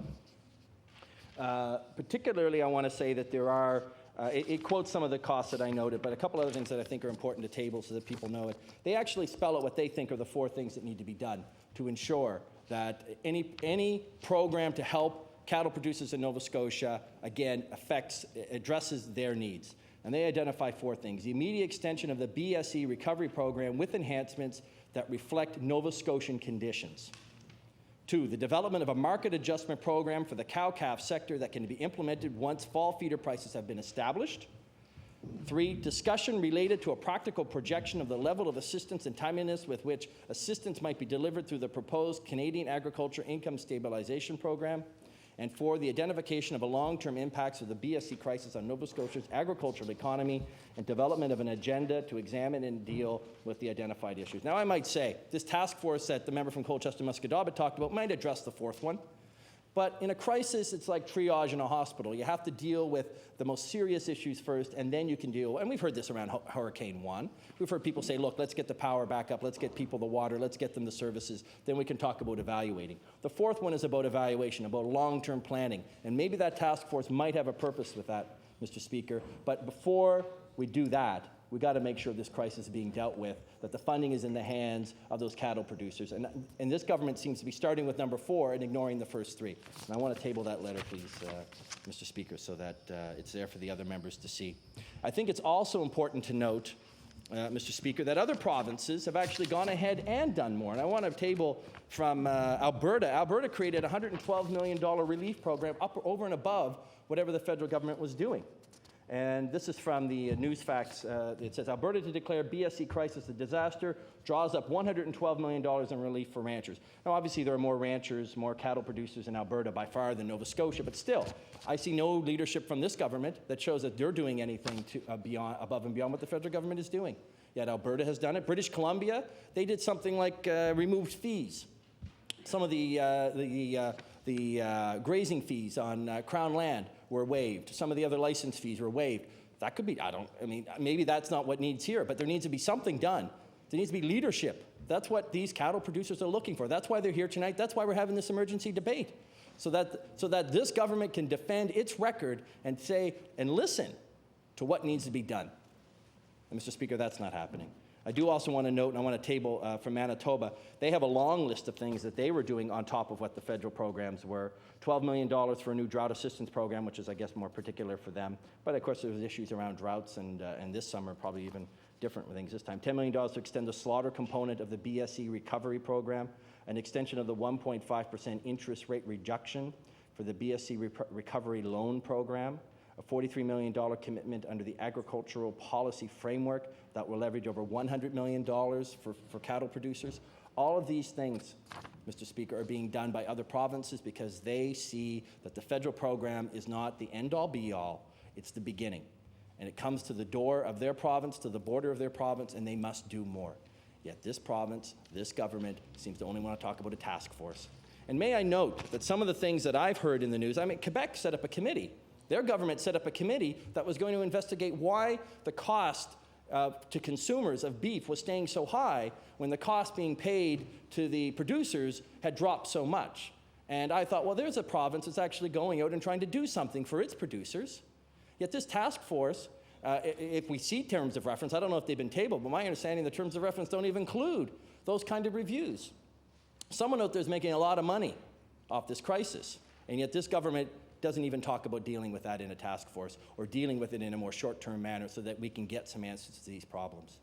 Mr. Speaker, that is the issue before us. A government that is unwilling to lead, a government that is unwilling to help the cattle producers of Nova Scotia beyond a task force. Federal government gives a program, yeah. Some provinces did something as simple as extending the deadlines for applications. Given the fact in the fall issues arise around the prices from fall feed and so on, Mr. Speaker, those things could have been done here. Our member from Hants East asked that today. Why don't you just extend the deadline? I believe the animals had to be slaughtered by August 31st, and the deadline to apply was September 30th. Why not just extend that a month or two? But this province won't even do that. And Mr. Speaker, as a result, we have a system that is in crisis, as we've heard from the other members here who have heard directly from their constituents. And I know the members over there who represent rural Nova Scotia, whether it be Colchester, Musquodoboit Valley, or Kings North, or Cumberland North, or any of those. They clearly know that there's a crisis. But for whatever reason, it's not getting through to the front benches. It's not getting through to the cabinet room downstairs when they meet on Thursdays. For whatever reason, other issues seem to be coming up. Other things seem to be hitting the headlines for them. But, you know, as I think one of my colleagues said, you as a government were elected by rural Nova Scotia predominantly. And don't ever forget that, Mr. Speaker. It's important that this government know who brought them here, who puts them on that side of the house. And many a government in this country and many of the government in the world has gone down to defeat because they've forgotten, Mr. Speaker, who brought them here and what their needs are. And with regard to this, Mr. Speaker, I would say the needs of the cattle producers, the needs of rural Nova Scotia is assistance now, not just the federal program, but more. Again, don't put a square peg in a round hole. Let's make a round peg for a round hole, so that Nova Scotians, and particularly cattle producers and those that depend on the wages and the purchases of cattle producers in Nova Scotia, have an opportunity to understand that this government does care, does understand, is willing to lead. And a task force is not enough. We need to do more. Thank you.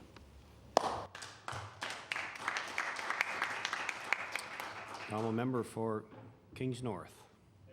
Mr. Speaker, and I welcome this opportunity to speak on this very important topic, although I have to admit that being one of the last speakers, I feel a little bit like Elizabeth Taylor's fifth husband. I know what to do, but I don't know how to make it interesting. But nonetheless, I welcome this emergency debate. I welcome any and all opportunities to put the focus on agriculture, and welcome the farmers who are here in the gallery and the farmers who are downstairs in the lobby. And I welcome the Agricultural Task Force, unlike the member from Hants East, because it will put more focus on agriculture. I will be encouraging my cattle farmers and other farmers when this task force is in Kentville next Tuesday. I'll be encouraging them to attend, to voice their concerns, to speak out, to offer solutions, and to hold not only our government, but to hold all politicians to task for supporting, in the task of supporting agriculture. Moreover, I'm glad, and I argued that the task force should have a wider mandate than BSE. BSE is certainly a problem, and it's something that we need to focus on right away, immediately. But there's a larger crisis, as has been mentioned by other speakers on this side and the other side of the House. Farmers are in trouble. They're in trouble across the country. When you look at the statistics from Census 2001, several things jump out at you. That farmers are aging. Young farmers, young people aren't going into farming. We have a problem there.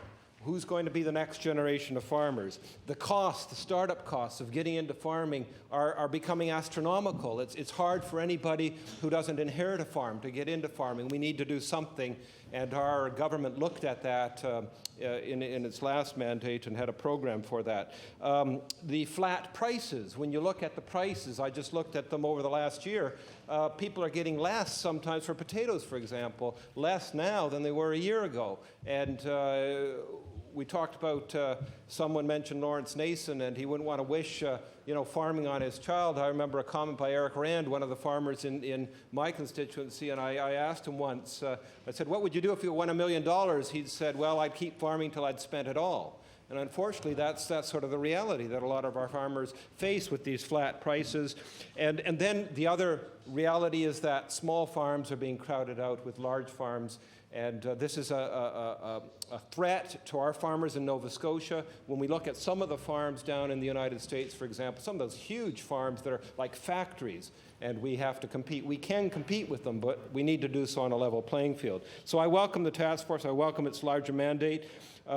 And I welcome all opportunities to talk about agriculture, because one of the problems has been mentioned by my honourable colleague from Colchester Musquodoboit is that there's not enough awareness in the population at large, not just amongst politicians, but in the population at large, about the importance of farming. We are a very heavily urbanized society, Mr. Speaker, far more urbanized than the United States. We're strung together in these urban centers across the Canada-U.S. border, and we take our food for granted. We go into the supermarket and we think it's going to be there. We don't understand the work, the complexity, the challenges facing farmers. And I wouldn't have understood it if I hadn't been living in a farming community for the last 10 years and being educated slowly but surely in the challenges that farmers are making. So are facing. So I welcome this emergency debate. I welcome the presence of our visitors. I welcome the task force. I welcome awareness programs. I welcome anything that will help the population at large to take farming more seriously and to understand the challenges. And we're doing some of that in my riding. We're trying to invite people in. Farmers have risen to the challenge. Hennigar Farm Market, for example, trying to bring people up from Halifax and encourage them to get hands-on with farming, to understand farming, to see farming. And farmers need to take up that challenge. They've taken it up. So that one of the problems is lack of awareness, lack of appreciation. Another problem that's been mentioned is federal programs that are tailored to Western unicrop farmers rather than to our distinctive situation here in Nova Scotia. Now, I welcome federal dollars. It seems like the opposition at times doesn't want those federal dollars. Hey, I'll leverage every federal dollar we can get, and let's send more federal dollars. But we do need to tailor them here. Those federal dollars did help. One of my farmers, Keith Kinsman, who's a cattle farmer, said that the BSE recovery program saved him during the summer. Now, unfortunately, that program's over, and he's looking for something else. We need to provide that. But those federal dollars were helpful, and those federal programs that we're partnered in are helpful. But we do need to tailor them. I'll admit we need to tailor them to the Nova Scotia situation. That's why I challenged the Minister of Agriculture. What can we do with Ottawa to help get that money, leverage that money, but have the flexibility to tailor it to our unique situation? It's been mentioned that here in Nova Scotia, 80% of the cattle industry is cow-calf, and it wasn't helped by this recent program too much. What can we do? And there are things that we can do. He assures me this new APF funding agreement not only will provide more money, but more flexibility. And I welcome that. If that's true, if it isn't true, I'll be the first one in caucus to speak out and say, let's go after more flexibility so that we can meet our needs here. The Fredericton formula, we talked about that. That was discarded federally. We need the Fredericton formula back in. Farmers here have been calling for that. And so we need to put an emphasis in whatever way we can. We're a small province. We don't have a lot of clout, but whatever way we can, I agree, we need to put an emphasis upon extracting those federal dollars, marrying them with provincial dollars, but also getting flexibility to meet our needs.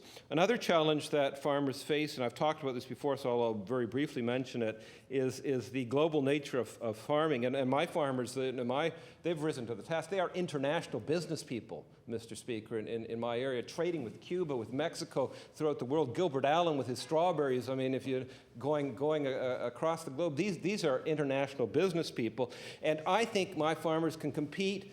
Our farmers can compete with anybody on a level footing, but I get very angry when the United States talks about opening up borders, liberalizing trade, and then gives all this money in loan programs to farmers. It's not a level playing field when it's done. Or I get angry at other provinces in Canada, for example, that like Quebec. I don't want to pick on Quebec, but I mean, if we're going to have free trade, let's have free trade.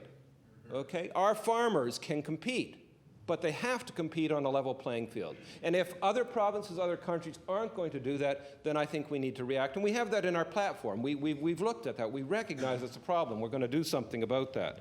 Another issue in terms of problems farmers face is access to capital.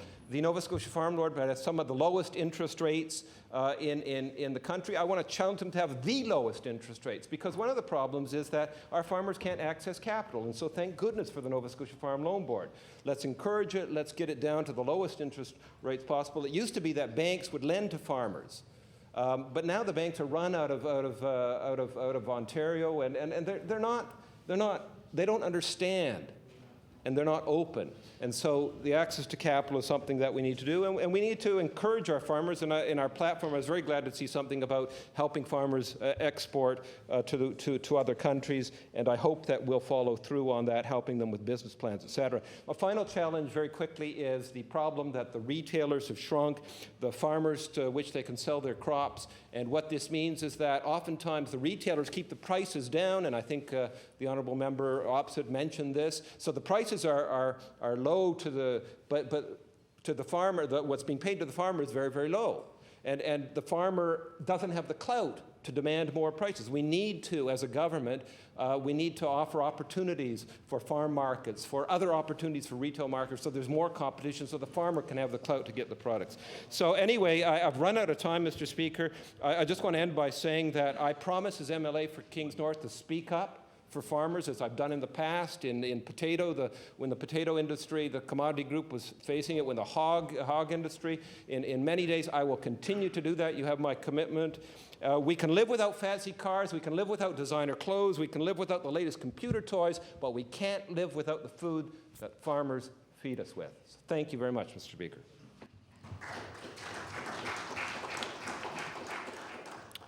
Thank you. The honourable member for Cape Breton West. Thank you, Mr. Speaker. Mr. Speaker, I'm pleased to rise in support of this particular emergency debate. It's an emergency debate, obviously, because there's a crisis in the agricultural community of this province. Otherwise, we wouldn't have such distinguished citizens in our gallery.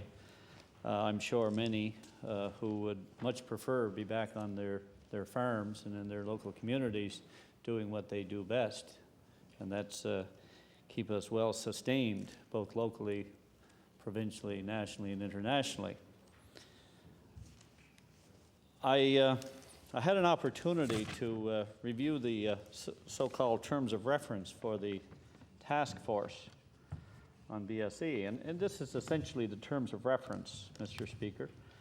I believe I'm reading exactly what it says. Goal: assess the government's response to the BSE. 2, determine the impacts of BSE crisis on Nova Scotia agricultural industry. 3, determine the capacity of existing federal, provincial, and other industry programs to address these impacts.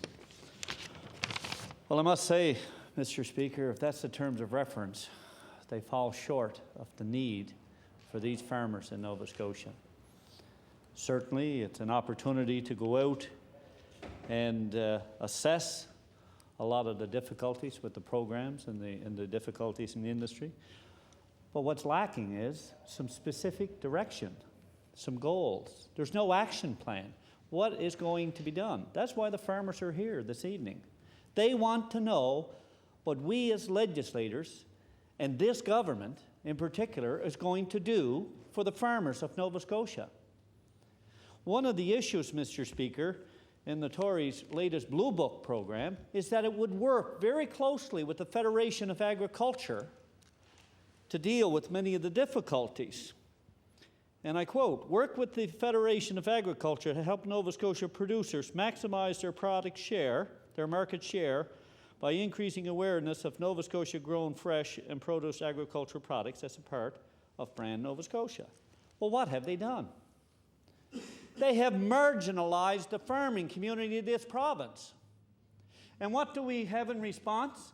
We have a Tory backbencher under increased pressure because he represents an agricultural community, trying to alleviate the pressure against the government, stand up for his constituents, and I applaud the member for Colchester-Musquedoboit Valley because he has done the right thing, what he was sent here to do.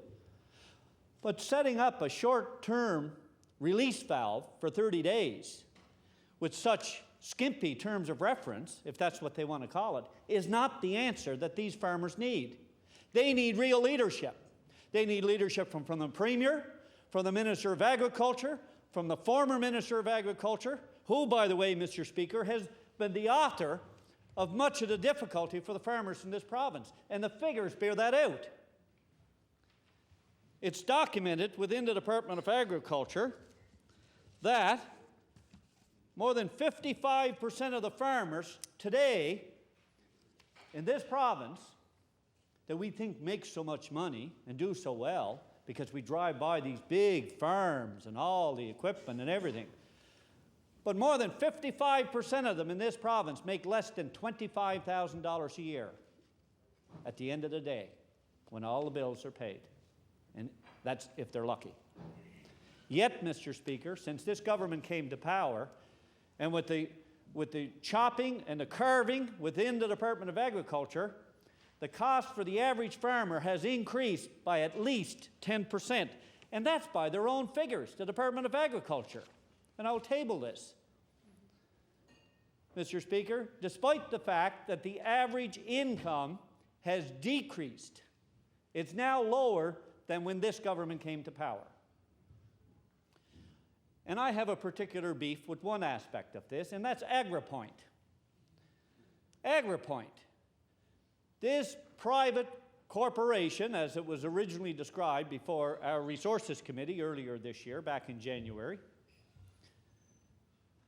said it only had one stakeholder, one shareholder. That was the words. My colleague from Hants East was at the meeting at the time, and that was the Minister of Agriculture. They described themselves as a private crown corporation, but the minister is the only shareholder. Well, who does the minister represent? The farmers of this province, the people of Nova Scotia. And what did they do with their first $2.2 million budget? They put $1 million aside to feather their own nest for their own financial security. And what did they do in the next fiscal year, this fiscal year? They put another $400,000 aside for themselves. Where's the farmers come into this? There's lots of time for this AgriPoint to service the farming community in New Brunswick, Prince Edward Island, Alberta, and who knows where else. But what about the farmers of this province who need help? And they need it now. We asked the issue of bioterrorism. I mean, I'm not so sure that was an extreme issue that perhaps seemed so real at the time, but BSE, nobody ever thought that would be an issue. The questions we have to ask is, what is going to be done in substantive form for the farmers today, immediately? Many members have spoken very valuable points in support of the agriculture community in all three caucuses, Mr. Speaker. And I agree with that. But simply just standing here and waxing eloquence while the farmers are in the audience, and when they go, we just move on to the next set of business as if it never happened, it's not good enough. They came here looking for answers. And they're not getting them. They're not getting them. They're getting more baffle-gab. They need help. They need, their farms are in crisis situation. Mr. Speaker, I'll give you an example how indifferent this government is to the agricultural community. Recall last year that famous water strategy? The agricultural community, the Department of Agriculture, decided to sever its ties with the Department of Environment and Labor because they were dragging its feet, according to a senior official within that Department of Agriculture that came before Public Accounts. They had to go it alone. And the farming community was essentially shut out of input, any substantive input into the provincial water strategy. Why? Why, Mr. Speaker? When water is perhaps one of the most vital components for the survival of any family farm. So we have to ask ourselves, why is this government marginalizing the farming community? And yes, I believe the federal government should be doing more for the Nova Scotia agricultural community. I'll support the government on that. I'll support the socialists, anyone. If it's good for the farmers of Nova Scotia, it's good for all Nova Scotia.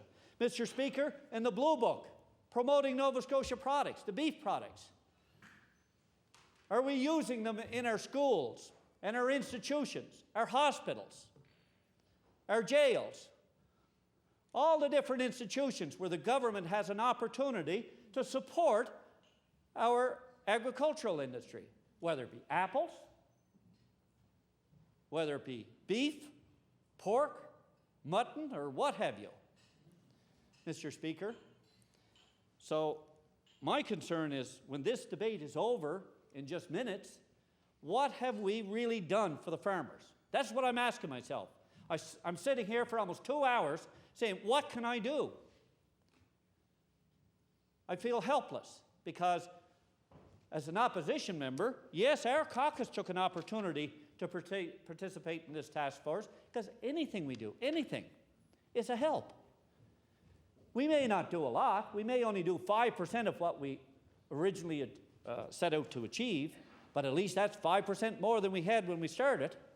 So that's why we chose to cooperate and to collaborate and find solutions wherever we could. But there is no action plan. And I'm very disappointed. Now, we set up this Crown Corporation, and now we have this Crown Corporation competing in a subsidized fashion with the private sector. Many components of the private sector in the agricultural community. Is that fair to them? I don't think it is, whether it's veterinary services, feedstocks, or what have you. I think it's shameful. I think it's absolutely shameful. If we want to do anything, as has been suggested, let's get back to the Department of Agriculture, make it what it once was. The last time I saw the agricultural community, and I know we've had good agricultural ministers in different political parties, but the last time I really heard them say anything positive about a provincial government was when my colleague, the Honourable Ed Lorraine, was Minister of Agriculture, and he was well respected. Well, you may not have agreed with him, but I tell you, you knew where he stood, and he was on the side of the farmer. I knew that from sitting in caucus with him, in cabinet, and he wasn't afraid. He wasn't afraid of anybody when it came to standing up for the farmers. And that's what we need. We need a champion. We need a minister who's going to champion the cause of farmers in this province. We really do. We can't have it marginalized like it has been. We can't have senior bureaucrats within the Department of Agriculture that are making calls to farmers and saying, oh, I really don't know what the value is of the farmers coming up to Halifax and protesting. What kind of intimidation factor is that? This is not the way we treat the people, the stakeholders of this province, that make our presence a reality. Is this the way we treat the farmers? By making these veiled comments with a negative connotation? And that's happening, Mr. Speaker. I've heard it. I've heard it as late as today, that a senior bureaucrat was doing that. Maybe the minister isn't aware of that. Maybe the minister is. Maybe it's a way to kind of tone down the importance and the significance and the magnitude of this issue.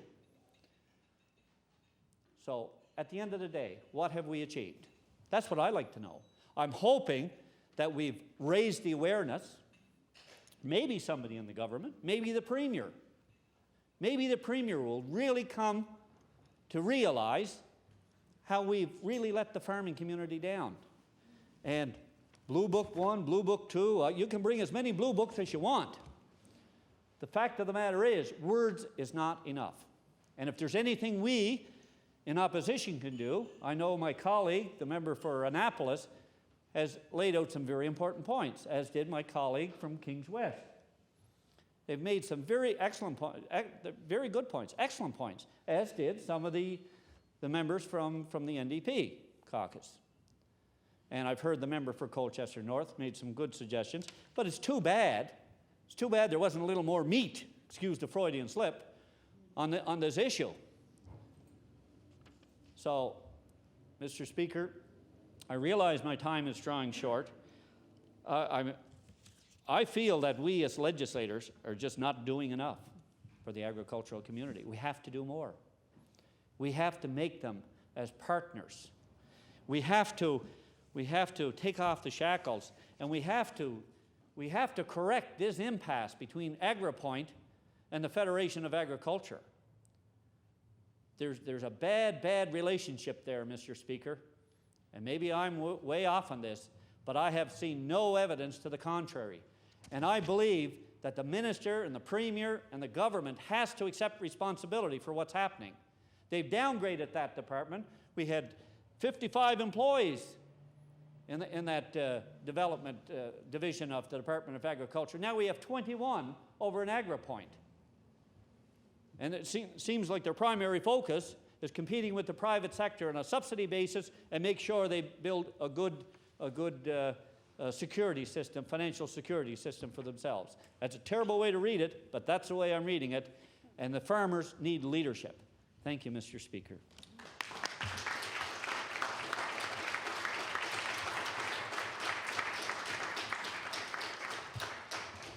Thank you, and I'd like to thank the honourable member that brought the issue forward tonight, and as well all the members who took part in this very important debate. I especially want to thank the members of the agriculture industry who took time tonight to come here to Halifax. There's some from my own area here from Cumberland County, and I'm very pleased to see you here. I just hope that that as a result of the debate taking place here this evening, that a partnership will be formed so that some resolve can be found to the crisis that's definitely in that industry. And credit to you that you're survivors. And on behalf of all the members here, I want to thank you for coming tonight and wish you all the very best. And the House is adjourned until 9 a.m.